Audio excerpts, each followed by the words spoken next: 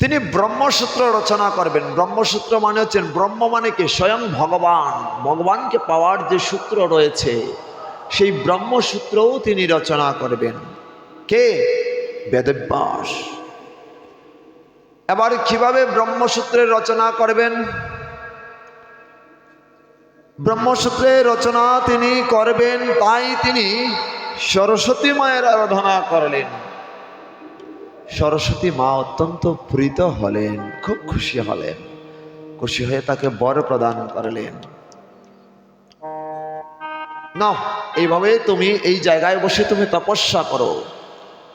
তিনি প্রসেস দেখিয়ে দিলেন, এই তপস্যা এইভাবে করলে তুমি অবশ্যই তপস্যায় সিদ্ধি লাভ করতে পারবে, তুমি ব্রহ্মসূত্র উপলব্ধি করতে পারবে। মাকে প্রশ্ন করলেন, মা ভগবতী মা, আমি কিভাবে বুঝবো যে আমি তপস্যায় সফল হয়েছি? তখন সরস্বতী মা কি করলেন? এই পাশ দিয়েই ভগবতী মা সরস্বতী নদীরূপে প্রবাহিত হলেন। বলছেন, ওই নদীর ওই পারে তুমি এখানে বসে কি করো? ধ্যান করো, ব্রহ্মের উপাসনা করো। আমি বুঝবো কি করে? তাই তিনি একটি বদ্রি বীজ ওই জায়গায় রোপণ করেছেন। বলেছেন যে তোমার তপস্যা তখনই সার্থক হবে। কখন? না, যখন ওই বদ্রি গাছ ধীরে ধীরে বড় হবে, বড় হওয়ার পরে গাছে ফল ধরবে, আর ফলটা পেকে যখন তোমার মাথায় পড়বে, মনে রাখবে তখনই তোমার তপস্যা সফল হয়েছে। চিন্তা করেছেন? কত সুন্দর তত্ত্ব এখানে। তাই সেইভাবেই রোপণ করেছেন এবং শেষ পর্যন্ত তিনি তপস্যায় সন্তুষ্ট হয়েছেন। সেই জায়গায় বদ্রি নামক সেই বীজ রোপণ করায়, মানে বড়ইয়ের বীজ রোপণ করায়, সেই জায়গায় বদ্রি একটা জায়গা হয়েছে, একটা আশ্রম হয়েছে, যার নাম বদ্রীনাথ।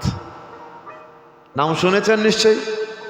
বদ্রীনাথ, আলালনাথ, এগুলো নাম শুনেছেন তো? সেই বদ্রীনাথ, এই জায়গায় মহামুনি বেদব্যাস বসে কি করেছেন? তপস্যা করেছেন। তো চেষ্টা করবেন সবাই ভারতবর্ষে গেলে এই জায়গা দর্শন করার জন্য, এই জায়গায় প্রণাম করার জন্য। বলি সরস্বতী মাইয়া কি।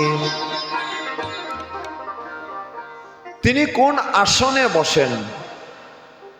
মা কোন আসনে বসেন? কোন আসনে? কে বলতে পারবেন?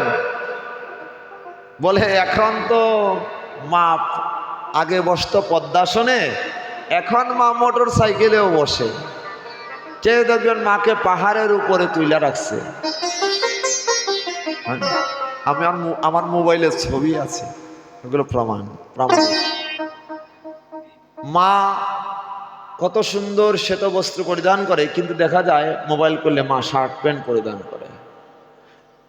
চোখের মধ্যে সরস্বতী মায়ের সানগ্লাস বসিয়ে দিয়েছে। এটা হচ্ছে পূজা। চিন্তা করছি কিরকম ডিজিটাল করেছে। আমাদের সাথে সাথে সরস্বতী মাও আপডেট হচ্ছে। প্রেম সে বলো। এটা কখনোই করা যাবে না, এটাই অপরাধ। কিন্তু খুব ধ্যান দিয়ে শুনুন, খুব ধ্যান দিয়ে শুনবেন। এই শ্বেত পদ্মাসনেই বসতে হয়। শুভ্র সাদা কেন পোশাক, আমাদের সকলের হৃদয়ে যেন একদম সকলের হৃদয়ের মলিনতা যেন নাশ করে দেই। এই সরস্বতী মায়ের পুজোর দিনে আমরা উঁচু নিচু বিচার বিবেচনা না করে আমরা সবাই একই কাতারে বসে যেন মায়ের চরণে পুষ্পাঞ্জলি দেই। আর হে মা ভগবতী দেবী, তোমার চরণে আমাদের সকল কালিমা দূরীভূত করে দিলাম, আমাদের হৃদয় মন্দির সম্পূর্ণ পরিষ্কার হয়ে গেল। বলো। কেননা শ্বেত বস্ত্র মানে সাদা বস্ত্র পরিধান করলে ওই কাপড়ে যদি বাবা একটু কালো কালির দাগ পড়ে যায় বা লাল দাগ পড়ে যায়, ওইটা কি দেখা যাবে না দেখা যাবে না? ঠিক তদ্রূপ আমরা যখন বালক ছিলাম, আমরা যখন শিশু ছিলাম, আমাদের হৃদয়টা সাদা ছিল। ধীরে ধীরে কালো বিভিন্ন রঙের সাথে মিশতে গিয়ে আমাদের হৃদয়ের মধ্যে অনেক কালি